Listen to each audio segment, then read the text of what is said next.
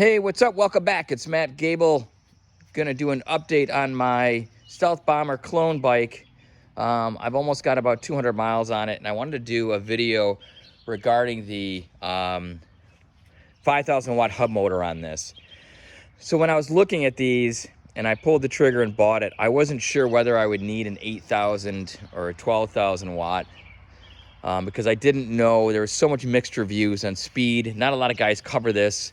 I see a lot of guys riding them, and they got like ride videos, which are okay. They're kind of boring to me, but if you guys want to see a ride video, I'm looking into maybe getting a camera, like a body cam that I can wear and ride. If you guys are interested in seeing this thing in action, let me know. I'll do the investment and upload some videos of me riding.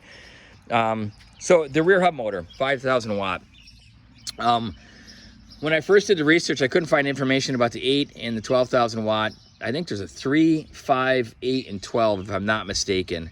There may even be a 10 in there, some manufacturers. So I wasn't sure what I was getting. I couldn't really find top speed runs on a 5,000. Coming from the Nyrika Prime, I didn't want something that was going to be like 30, 35, 40 miles an hour. I kind of wanted a little bit more juice than that. So I'll be honest with you. I'm 174 pounds, 5'7". And this thing easily will go over 45 miles an hour.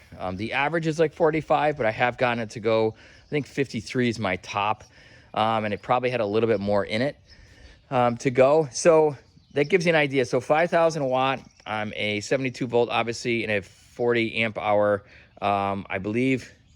And then an 80 amp controller on this. And I think that's pretty standard, but I don't find a need to go higher than 5,000 watts. In my opinion, I was nervous, like I said, when I bought it. I wasn't sure if that was going to be enough. That's plenty. I've got, it's got both high end and low end. It's kind of in the midline. It doesn't, raise the wheel off the ground immediately. I mean, you probably can wheelie this thing. I'm not a wheelie guy. I'm sure you can wheelie it. And it also doesn't lag when you're at 30 and you get on it. It gets up to 40 pretty quick. So if you're contemplating getting an 8,000 watt or a 12,000 watt, I don't know as if you really need to. First, I think it's going to hurt your battery life and your distance. I've ridden this thing 30, 40 miles, and I still haven't drained the battery on this guy. I am impressed with the range on this bike, like thoroughly impressed with the range on this bike. I cannot believe it. I'm having such a hard time draining this battery. I would have to think it's got to be over 2-3 hours on the bike in order to drain it. And I just, unfortunately, right now, don't have that kind of time on this. I can go out for an hour, maybe hour and a half, sometimes 2 hours.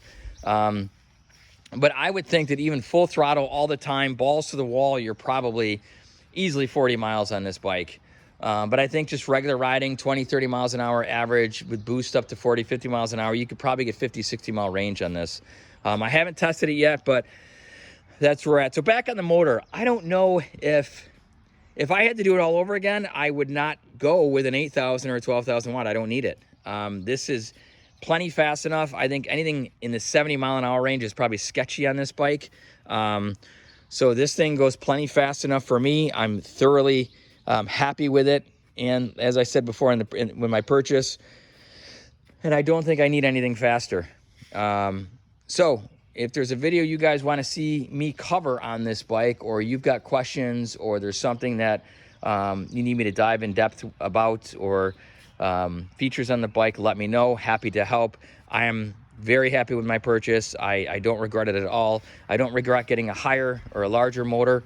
I'm glad I went with the 5,000 watt. The bike's about 140 pounds, and it has no problem moving my 174 pound ass. So that's it. Again, guys, if you like the content and if you want to see me doing a ride video, let me know. If you want to see a video specifically on an item on this bike, or you've got questions, let me know. I'm happy to help, point you in the right direction, answer questions if you've got any regarding the Stealth Bomber clone or the Enduro E-Bike.